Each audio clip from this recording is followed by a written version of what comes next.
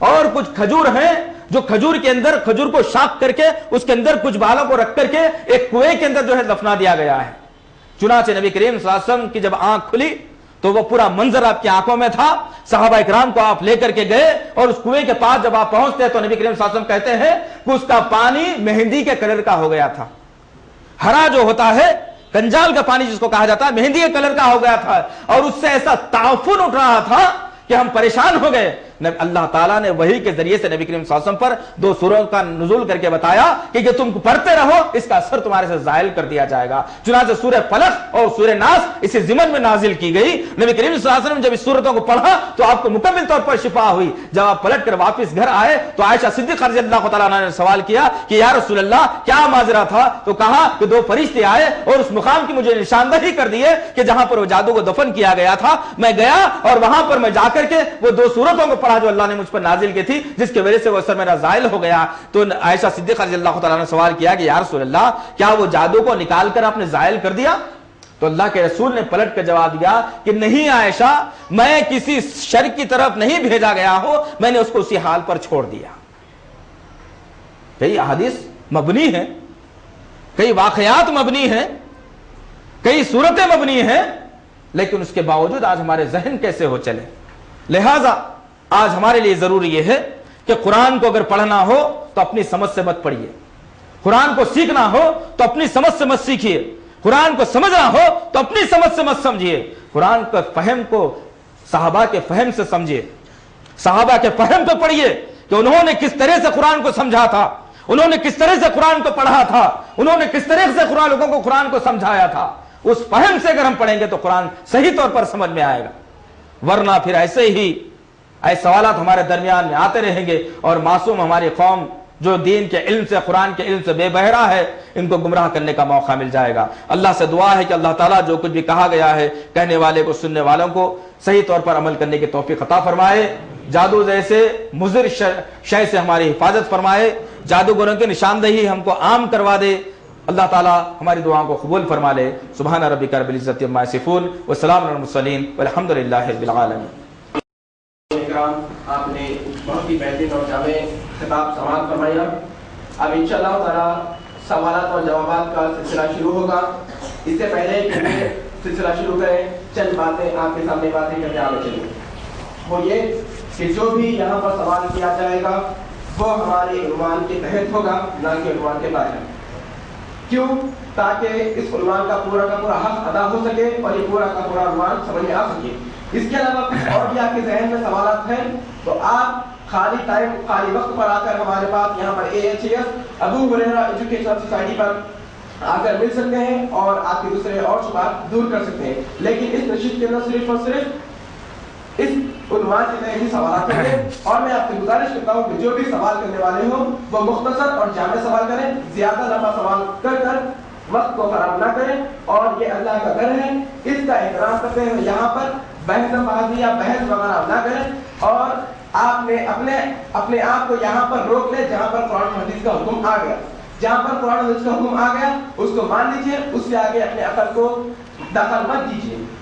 اب انشاءاللہ تعالیٰ پہلے بھائیوں کی طرف سے سوال ہوگا، اور بہنوں سے گزارش ہے کہ پہلے 2 سوال بھائیوں سے ہونے تک آپ لوگ اپنے تمام سوالات اپنے چٹھی پر لکھ کر یہاں پر بھیج دیجیے، تاکہ آپ لوگوں کا سوال یہاں سے پڑھ کر دیا جائے گا۔ اور بھائیوں کے لیے یہاں پر مائک دستیاب ہے، وہ میرے سیدھے جانب آ کر ٹھہر کر اپنا نام اور ان کی مصروفیات بتا کر سوال پوچھ سکتے ہیں۔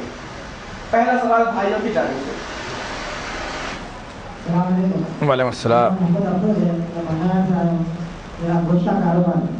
میرا سوال یہ ہے کہ کوئی انسان دکان پہ آیا ہے، اسے بیچے نہیں، یعنی کچھ کام کرنا دینے بولا، ادھر جانا ادھر جانا، پریشان ہے اور گھر میں بھی دینے لگا، تو کیا اس پہ بھی جادو کا ہو سکتا ہے؟ یہ پہلا ہے۔ چھوٹا دوسرا یہ کہ جادو کے کتنے سوال ایک کیجیے، پھر دوسروں کا موقع لے گا، پھر دوسرا سوال کیجیے۔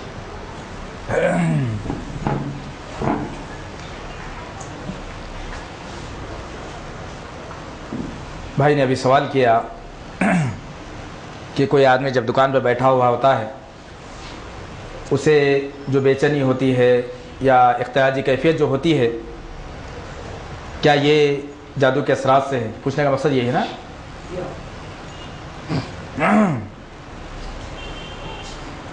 जनाब, जादू की जो अक़साम बयान की गई हैं, जादू जो कहा गया है, एक जादू वो होता है जो मोहब्बत की खातिर किया जाता है, कि दोनों के दरमियान में मोहब्बत पैदा होना, और एक जादू वो होता है जो तफरीक़ वाला जादू होता है, एक जादू होता है जो बांझ करने का जादू होता है, जिनको औलाद से महरूमियत होती है, एक जादू वो होता है नामर्दी का जादू होता है, एक जादू वो होता है जो शादी में रुकावट का जादू होता है, एक जादू वो होता है जो तिजारत और कारोबार में नुकसानात का जादू होता है। और ये बात हक़ पर मबनी है कि जो आदमी दुकान पर या किसी मुकाम पर जो अपने तिजारत कारोबार पर बैठता है और फिर उससे किसी किस्म की कुछ बेचैनी वगैरह जो होती है, बिल्कुल होती है, और वो आदमी ये नजरिया कायम करे और देखे कि उससे कितने वक्त के अंदर, कितने वक्फे के अंदर जो है ना बेचैनी हो रही है। अगर एक आदमी सुबह से लेकर शाम तक बैठेगा तो उसको 12 घंटे की जो है बेचैनी नहीं होगी, बल्कि कुछ मखसूस औकात होंगे जिसके दरमियान में उसको बराबर बेचैनी होगी। क्यों? क्या अहले इल्म एक बात ये बताई है कि जो मुकाम के ऊपर जादू किया जाता है तो वहां पर एक जिन को मामूर कर दिया जाता है, एक जिन को मामूर कर दिया जाता है, तो वो जो आदमी उस मुकाम पर आकर जब बैठता है तो वो जिन उसके अंदर वसवसे पैदा करता है। कैसा वसवसे पैदा करता है?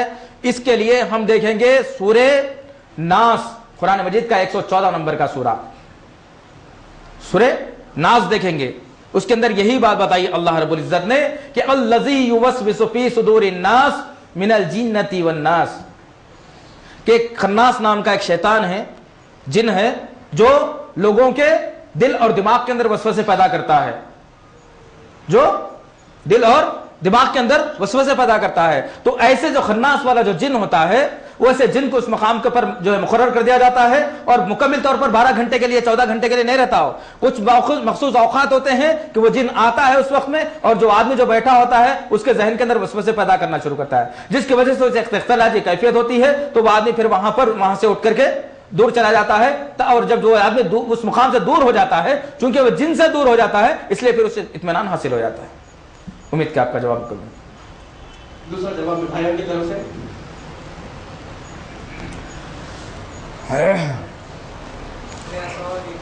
उस ऑन कीजिए। मेरा नाम मुबश्शिर और मेरा सवाल ये है कि मेरा सवाल ये है, बात चालू ऐसे बातें होते हैं जो हमारे साथ होता है, जो बात लोग ये करते हैं कि इनको गैब का इल्म है, जो कि शिर्क है, तो उनके लोग वो बातें कैसे मालूम करते हैं? बेहतरीन सवाल भाई ने किया है। आपका नाम? मुबश्शिर भाई ने बेहतरीन सवाल किया है कि बाद जादूगर वो होते हैं जो हमारे अहवाल बयान करते हैं, हमारी बातें बयान करते हैं, तो वो किस तरह से, गैब का इल्म तो किसी के पास है ही नहीं, लेकिन वो किस तरह से बयान करता है। भाई मैंने अभी आपके सामने बात रखी यही कि उनकी खिदमत में जिन्नात काम करने वाले होते हैं। एक, अगर आप जो है अपने घर के अंदर बैठ के अगर कोई तस्करा अगर कर लेंगे तो बात उसको मालूम नहीं पड़ती। एक, क्योंकि गैब का इल्म सिवाय अल्लाह के है, और वो जिनकी इतनी ताकत नहीं है कि आप जहां तक जा रहे हैं वहां तक जाके आपकी बातों को लेकर उसका तक पेश करना। जिन बहुत कमजोर चीज का नाम है। खैर इंशाल्लाह मैं आपके सामने और भी कुछ दलाइल रखूंगा इंशाल्लाह ताला, उम्मीद है। और मैं एक बात और अर्ज कर दूं कि भाइयों के जहन में ये सवाल आएगा कि भाई ईशा की नमाज कब होगी, तो इंशाल्लाह ताला ईशा की नमाज का एहतमाम मस्जिद में ही रहेगा, और इंशाल्लाह ताला ईशा हम थोड़ा सा वक्त को आगे बढ़ा करके पढ़ेंगे इंशाल्लाह।